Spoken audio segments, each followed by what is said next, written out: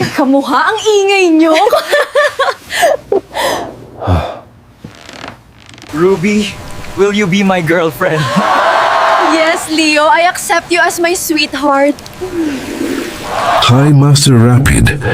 Wow, natuwa talaga ako sa mga napanood ko sa channel mo. May nakapag-recommend lang sa akin ng channel mo. Di ako nagsisi na talagang pinagpuyatan ko manood ng mga stories mo. Advance congratulations sa'yo. Alam ko na hindi pa talaga ganun karami ang tumatangkilik ng mga stories mo eh.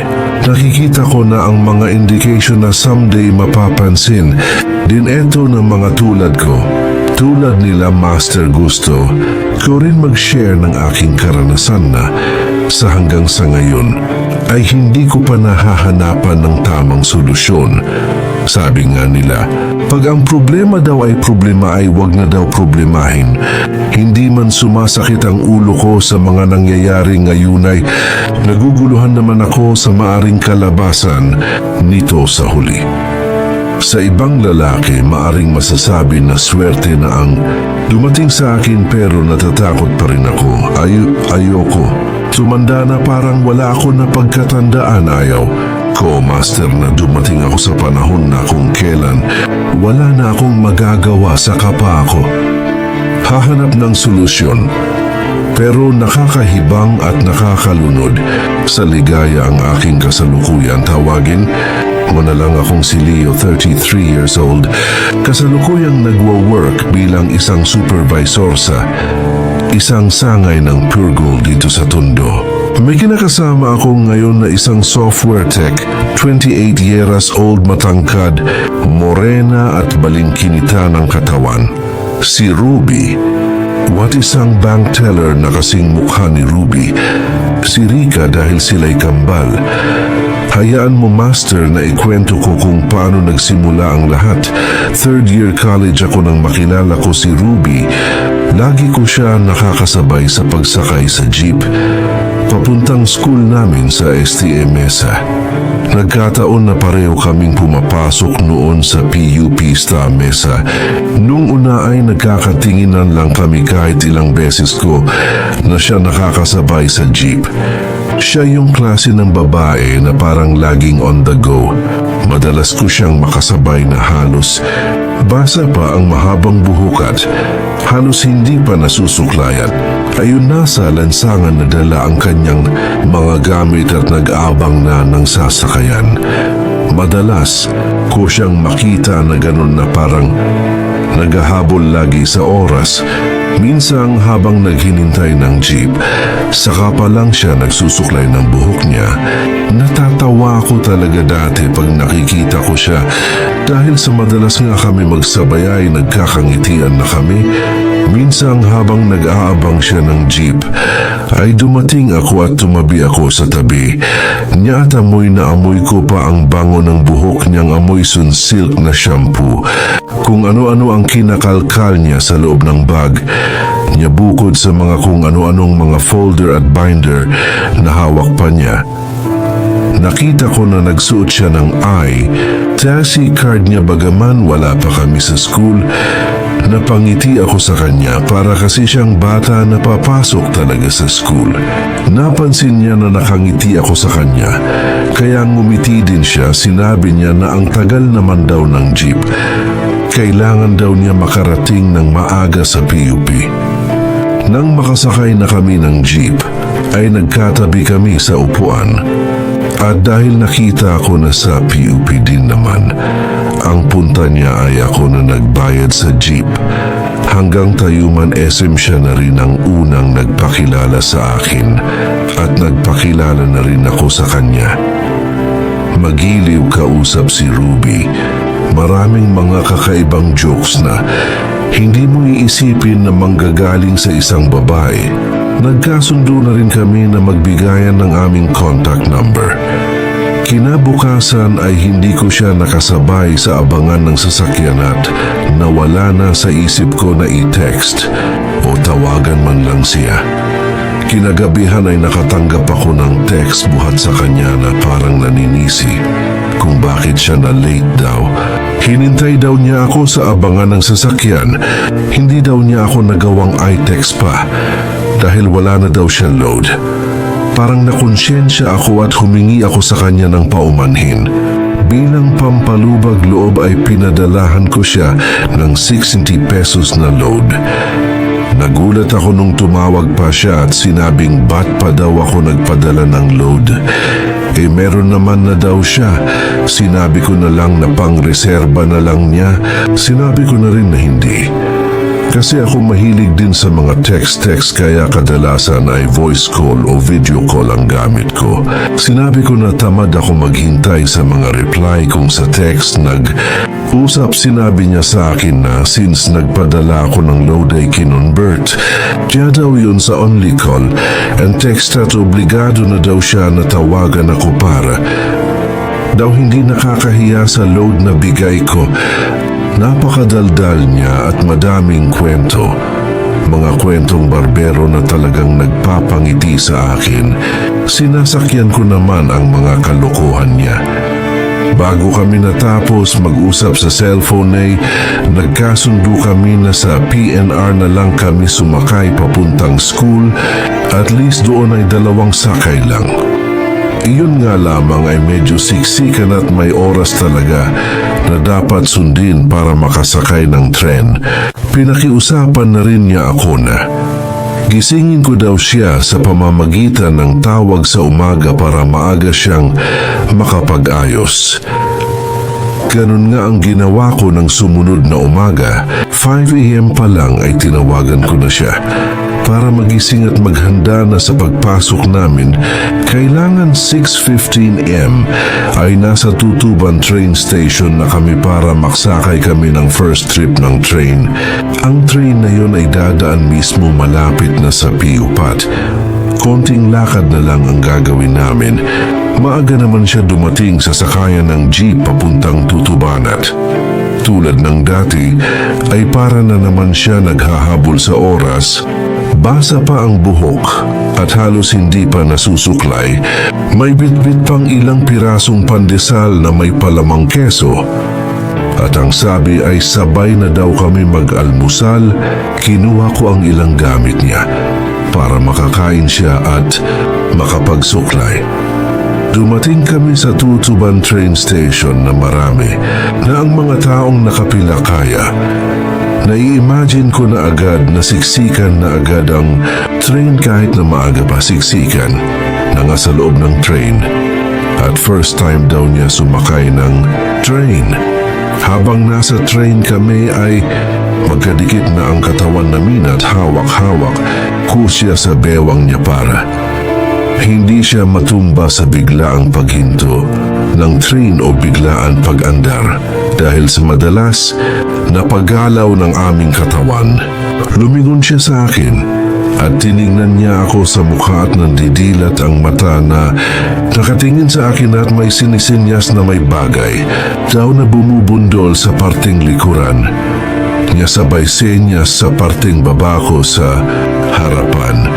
Bumulong ako sa kanya ng sorry.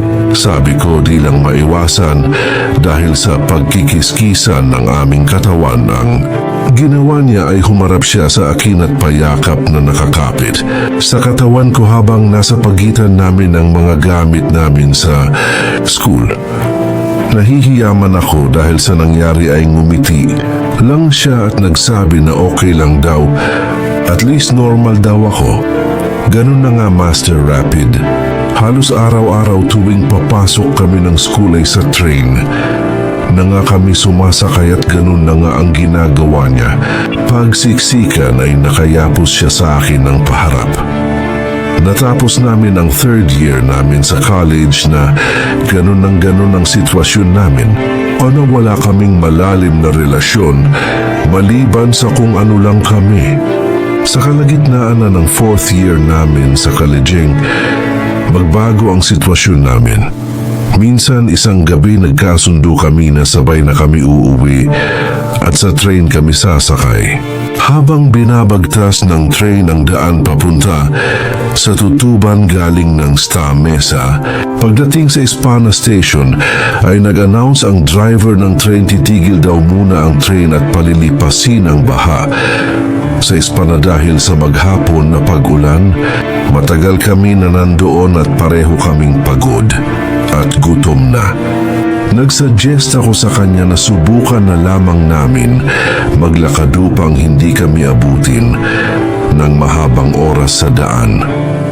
Lahat ng gamit niya na maaring magkasya sa bag ko ay inilagay ko at bumaba na nga kami ng train.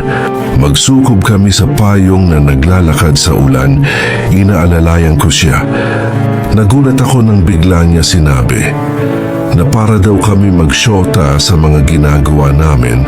Agad ko naman biniro siya na bakit hindi pa ba tayo magsyota?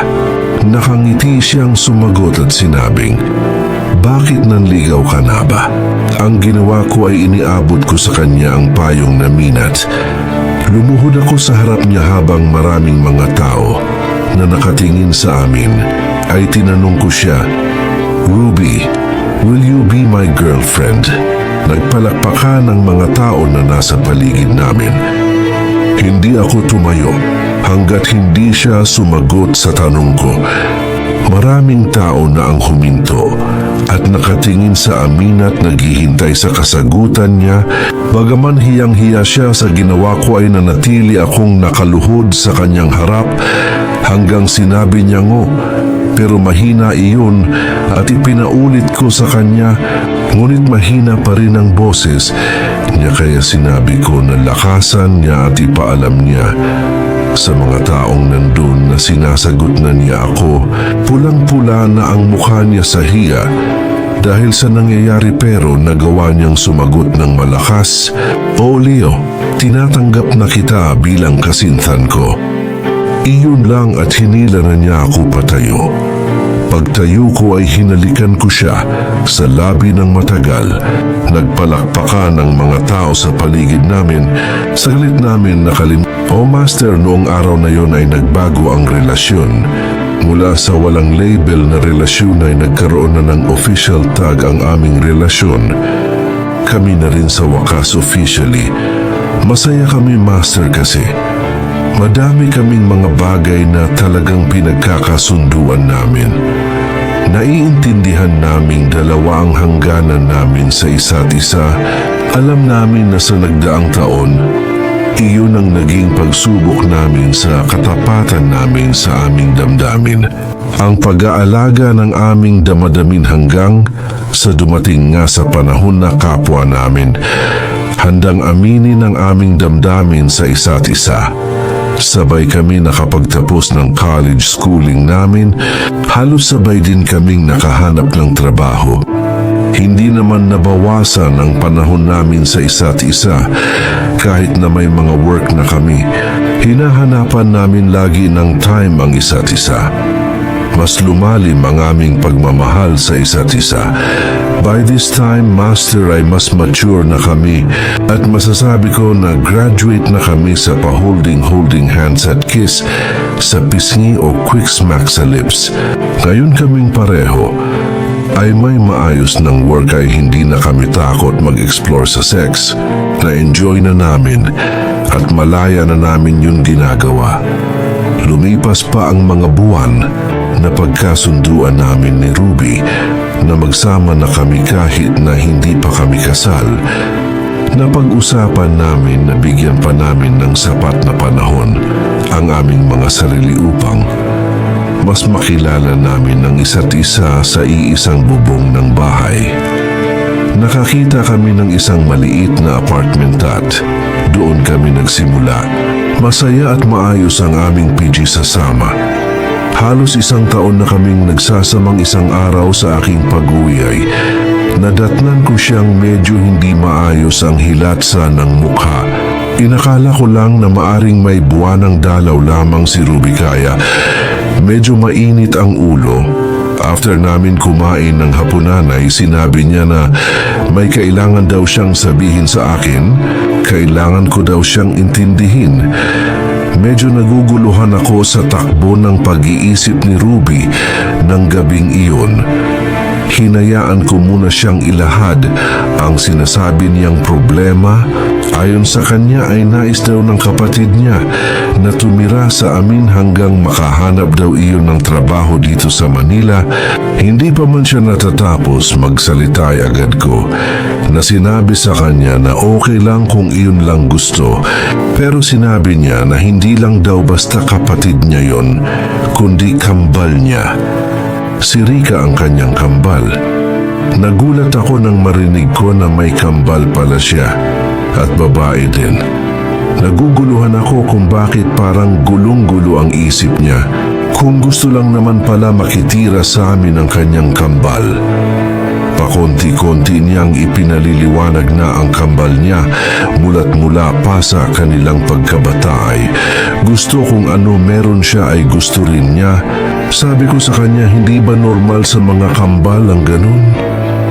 Sinabi niya na baka hindi lang sa bagay sila maghati, kung sa mga bagay at material na pag-aari lamang daw ay handa siyang magpaubaya. Paano daw kung pati daw ako ay hilingin na humati din?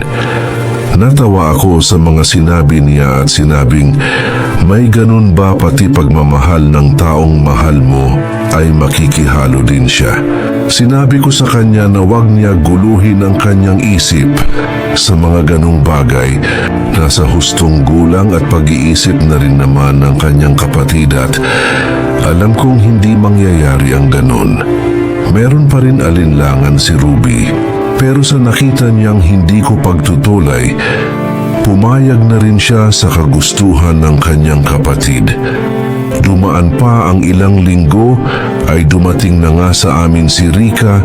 Sa unang kita ko sa kanya ay halos kamukhang-kamukha nga siya ni Ruby. Maliban sa maigsing buhok kumpara sa mahabang buhok ni Ruby ay halos wala na ngang ipinagkaiba ang magkapatid. Isa rin sa napansin ko na pagkakaiba nila, si Ruby ay madaldal, samantalang si Rika ay matipid magsalita. Mapapagkamalan mo pa nga na suplada. Maayos naman ang unang week ni Rika sa amin ni Ruby.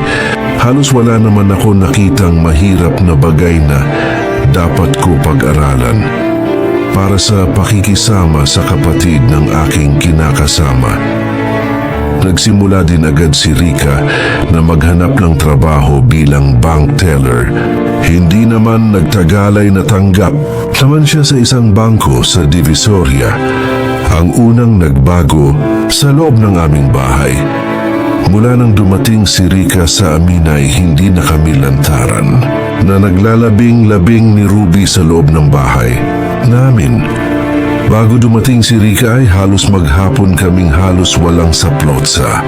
Buong araw na nandoon kami sa loob ng bahay. Master, halos lahat ng parte ng bahay namin ay memorable sa amin ni Ruby. Sa kusina, sa lababo, sa mesa, sa hagdan, sa banyo at sa halos lahat ng parte ng bahay namin maliban pa sa kama namin ang saksi sa mainit na pagmamahal namin sa isa't isa. Ngayon ay medyo patago at mabilis ang aksyon na lamang ang nagagawa namin ni Ruby. May mga pagkakataon pa na minsan ay naglalambing si Rika na gusto katabi sa pagtulog ang kanyang kapatid. Kaya minsan ako ang natutulog naman sa room ni Rika. Minsang hating gabi, halos katatapos lang namin ni Ruby maglabing-labing, bigla kumatok si Rika at gusto daw makitulog sa tabi ng kapatid niya. Pinapasok naman ni Ruby si Rika at akmang tatayo. Nasana ako para lumipat sa kabilang room. Sinabihan ako ni Rika na wag na daw ako lumipat. Parang ibang tao naman daw siya. Nagkatinginan na lang kami ni Ruby at ngumiti na lang siya bilang pagsang-ayon sa kagustuhan ng kanyang kambal. Nahiga si Rika sa side ni Ruby at nahiga naman ako nakatabi si Ruby. Medyo dinadalaw na ako ng antok marahil dahil nga sa katatapos lang namin ni Ruby maglabing-labing. Tahimik kaming nakahiga nang biglang magsalita si Rika na, "Kayo ha, ang ingay nyo. Kala nyo hindi ko kayo naririnig kanina dyan sa kabilang kwarto. Sinadya nyo pa yatang laksan ang mga unggol nyo para inggitin ako ha?" Nakangiting biro ni Rika kay Ruby, nagkatawan ang magkapatid at nadamay na rin ako sa pagtawa nila. Pero palihim akong kinurot ni Ruby bilang pagsaway sa pagsama sa pagtawa ko sa kanila. Natulog na ako na nakaharap at nakayakap sa akin si Ruby.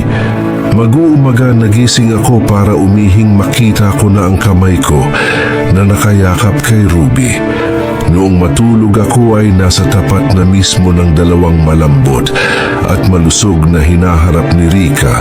Nagtaka ako bakit parang sinadya na umabot doon ang aking kamay bago ako matulog. Ay halos hindi ko maabot ang pwesto ni Rika. Tiningnan ko ang pusto ni Rika, napansin ko na malaki. Ang iniusog niya kaya pala halos nakahawak na ang aking kamay sa kanyang hinaharap. Napailing na lamang ako at bumangon at bumaba upang umihi sa banyo. Pagtayo ko ay napansin ko na gising na si Rika at nakatingin sa akin. Hindi naman galit at medyo nakangiti pa. Hindi ko naman binigyan ng anumang mali siya, Master. Ang nangyari na yon, ayaw ko isipin na may ganon. Mahal ko si Ruby at gusto ko irespeto at igalang ang kanyang kambal. Master, dahan-dahan ay nasasanay na kami sa mga kakaibang trip ni Rika. Ang mga biglaang pagkagusto na makitulog at makitabi sa aming kama, ang biglaang pagyaya ng pagkain kahit sa madaling araw, ang biglaang pagbubuluntaryo na magluto at maglinis ng bahay namin. Master, after ng gabi na yon, na biniro kami ni Rika na naririnig niya mga ungol namin ay mas lalo na kaming naging maingat ni Ruby, pero malaki pang babago yun sa amin. Sanay kasi kami na malaya kaming nag-i-express ng aming damdamin lalo sa ganung aspeto para tuloy kaming laging bitin. Humihingi naman si Ruby ng paumanhin sa akin pero sinasabi ko naman sa kanya na naiintindihan ko ang sitwasyon namin. Master, kahit na pareho na kaming may matatag na trabaho ay wala pa sa plano namin ni Ruby ang magkaroon ng anak. Gusto namin i-enjoy muna ang panahon na wala pa kaming mabigat na obligasyon, kaya pareho kaming gumagawa ni Ruby ng pag-iingat upang hindi siya magbuntis ng wala sa plano. Minsan sa hapunan namin, tatlo ni Ruby at Rika, casual na tinanong kami ni Rika kung bakit hindi pa kami nagkakaanak. May problema daw ba kami at hindi makabuo? Agad naman sinabi ni Ruby na wala pa sa plano namin at nag-i-enjoy pa kami sa ganung sitwasyon. Muntik na ako mabulunan sa aking kinakain nang sabihin ni Rika na kung ayaw ni Ruby magbuntis, siya na lang daw muna. Tapos noon tumawa na, parang hindi niya talaga gusto ang kanyang sinasabi. Hindi na namin binigyan pa ng kakaibang pakahulugan ang sinabi. Rika't inisip na biro lamang yon. Nung gabi na yon ay maagang nagsabi si Rika na makikitulog uli sa aming tabi. Agad siyang sinuway ng kanyang kambal at sinabing nakakahiya na daw sa akin. Pero nagulat ako nang sinabi ni Rika na hindi naman siguro nakakahiya kay Leo na katabi niyo ako sa kama niyo. Hindi naman ako iba na sa inyo. Hindi ba, Leo? Nasukol ako sa... Nung gabi na yun, Master, ay doon nga nakitulog uli si Rika. Tulad ng mga nagdaang pagtulog niya sa tabi namin ay katabi siya uli ni Ruby. Habang gising pa kami na nakahiga sa kamaay kung ano-ano ang mga pinag-uusapan ng dalawang magkapatid hanggang sa napadako na ang usapan nila sa mga ginagawa ng mag-asawa sa kama. Ako naman, Master, ay nagkunwaring tulog na upang hindi sila na maasiwa ang magkapatid na mag-usap. Naririnig ko ang kanilang mga pinag-uusapan at talagang napapangiti ako sa kakulitan nilang dalawa. Inakala nilang talagang tulog na ako. Nag-open up si Rika na ang nagdaan niyang nobyo ay parang tuod daw. Naninigas na ang katawan tuwing magkakaroon sila ng pagkakataon na sila lang dalawa. Imbes daw na mag-enjoy siya ay nauuwi daw sa pagkainis dahil hindi daw alam ng nobyo niya ang gagawin at nauuwi na lamang daw sa kanyang pagkadismaya.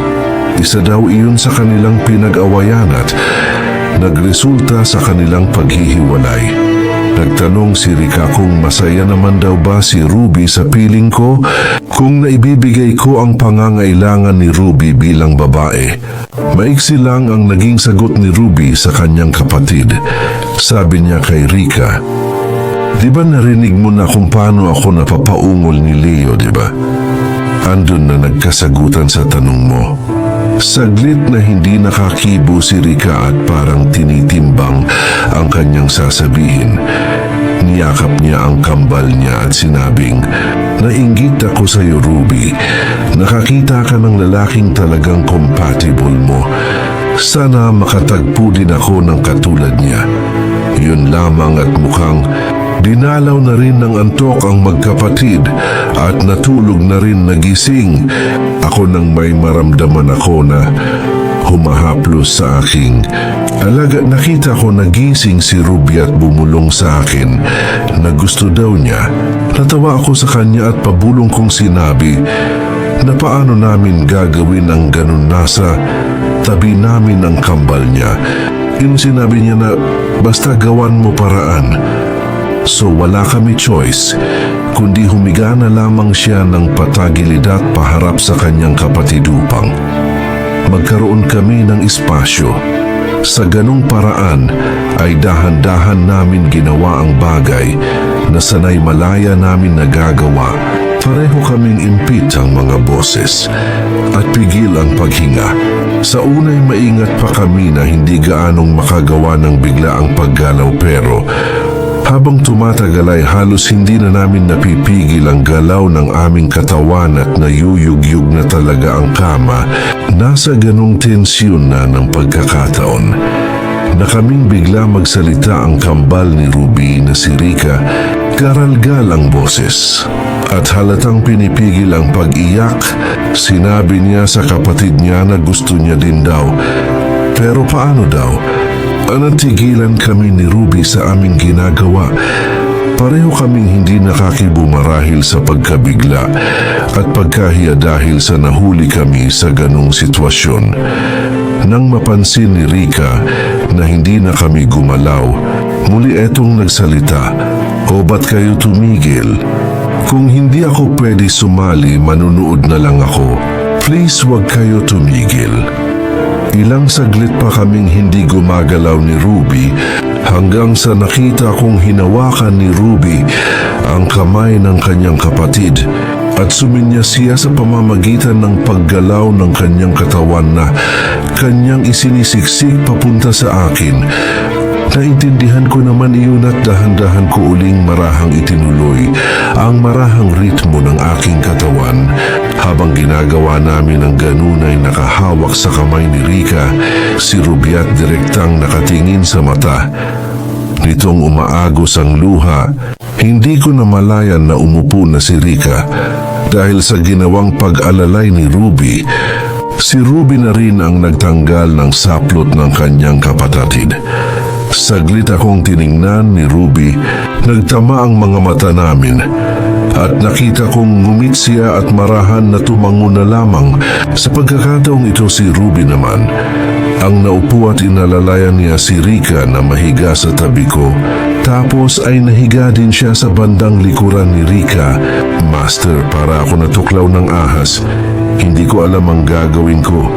Lagi na nakatingin ako sa mata ni Ruby. Parang lagi ako nang hihingi sa kanya ng guidance sa kung ano ang gagawin ko. pero lagi na andun ang ngiti at pagtango niya. Nanatili ako ng ilang saglit na hindi talaga gumagalaw hanggang sa naramdaman ko na lamang ang labi ni Ricana. Nasa labi ko na at marahang dumadampi. Marahan at may pag-aalinlangan paulit-ulit niyang ginawa hanggang sa naging madiin, maiinit at malikot na ang kanyang labi sa paggalugad sa aking mga labi. Humawak sa aking kamay si Ruby. Pinisil ang aking mga palad na wari nagpapahiwatig ng kanyang pagpayag. Iyon lamang, Master, ang tila hinintay ko at kusa na rin gumalaw ang aking kamayupang damhin. Ang kabuuan ng katawan ni Rica, hinila ko ang katawan ni Ruby at ipinuwesto ko siya sa likuran ko. Yumakap si Ruby mula sa aking likuran habang mainit naman ang nangyayari sa amin, Rica. Master Rapid, noong gabi na yon ay 2 babae. Ang aking nakaniig na sa panaginip ko ay hindi ko man lang pinangarap. Tulog na ang magkapatid pero hindi ako dalawin ng antok. Hindi ko alam ang napasok namin ni Ruby. Nakatulugan ko na ang pag-iisip sa aming kalagayan. Kinabukasan, araw ng linggo, pareho-pareho na kami ay walang work at lahat ay nasa bahay lamang. Inoobserbahan ko ang magkapatid kung meron bang pagbabago sa kanilang pagsasama pero wala akong makitang kakaiba. Walang sigalot, walang tensyon. Nang makakita ng pagkakataon si Ruby na makausap ako ay lumapit siya sa akin. Marahan niyang sinabi ang kanyang desisyon. Humingi siya ng paumanhin sa paglagay sa akin sa ganun sitwasyon. Humingi rin siya ng paumanhin sa inasal ng kanyang kambal. Sinabi niyang hindi lang niya kaya makita ang kanyang kapatid na dumanas ng bighatisa, bagay na kaya naman niyang solusyonan. Sinabi niya sa akin na isa iyon sa dahilan kung bakit ayaw niya sana makasama sa isang bubong ang kanyang kambal, pero nakita naman daw niya na pwede niya ako pagkatiwalaan kaya pumayag na rin siya. Pero hindi pa rin daw niya inaalis sa akin ang desisyon kung hahayaan namin na patuloy na makitira sa amin ang kanyang kambal. Nakita ko ang kaseryosohan sa mukha ni Ruby. Nakita ko ang pagmamahal niya sa kanyang kapatid. Meron lamang ako isang katanungan kay Ruby. Paano kung magbunga ang ginawa namin?